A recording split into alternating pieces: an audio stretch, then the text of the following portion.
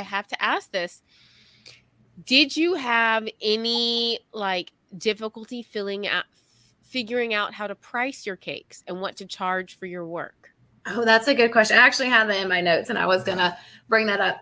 So as far as pricing goes, I didn't undervalue myself, but it was one of those things where I started on the lower end of things because, again, if something didn't go right or didn't turn out the way a client wanted it to, I didn't want there to be so much disappointment as far as me charging them for something and them not getting what they were expecting. So I think over time with my experience, things have increased, and here lately with the price of everything going up, I don't want to set myself up to where, the cakes that I make are so unaffordable and unobtainable for someone, because that's exactly why I got into doing this business in the first place, was to save money and to offer my kids something that I probably wouldn't have invested in for themselves, because it wasn't a necessity for them to have this huge custom cake,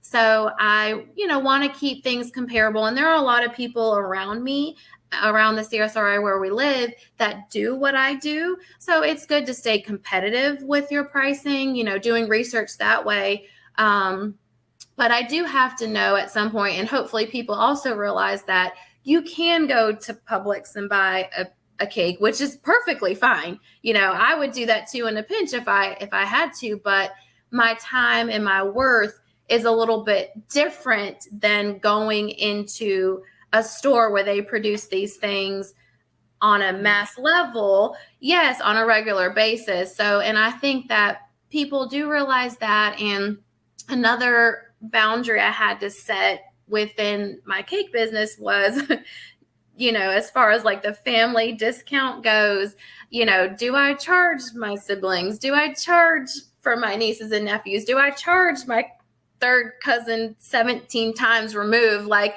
where do you cut that off? And at what point do you have to tell people that, this is my business? Like, I can't keep handing out favors to people when I do kind of rely on this a little bit for the extras for my family and things like that. So that was definitely a challenge, but it was something that I set my standard and, my goals for myself, and I've really stuck to it. So what made you, like, was there a tipping point where you're like, okay, that's it, like, we're charging?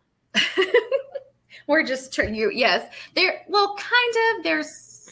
I don't know. I kind of always, it was more just immediate family, but when we've had family that reached out for wedding cakes, and that's kind of a little different realm than showing up with a couple dozen cupcakes or, a little birthday cake where you blow out candles or something like that. So, I did tell them, I'm not going to charge you full price, but just a little bit of my labor and the materials, and we'll call it a day. And so, they either decide to take it or they go to a bakery where they don't know them and, pay what they're going to ask. So, I think luckily I have very understanding friends and very understanding family that know that this is now Danielle's Creative Confections.